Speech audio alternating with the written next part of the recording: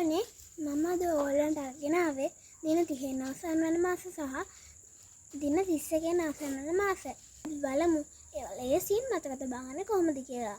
අපි ඉස්සෙල්ලාම බලමු දින 30 අවසන් වන මාස. අපේ ජුවානිස්ට සැප නැහැ. නැත්තම් අපේ ජූලි සැපෙන් නැහැ. අපේ අප්‍රේල් ජුවානිස්ට ජූනි සැප සැප්තැම්බර් නොවැම්බර්.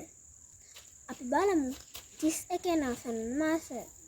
ජනක මාමා මැයි ජූලි අගදී ඔරුවක් දෙයි.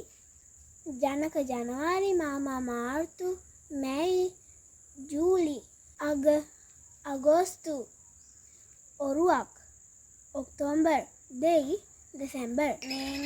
මේ විදිහට තමයි දින 30 අවසන් වන මාස 31 අවසන් වන මාස පහසුවෙන් මතක තබා ගන්න.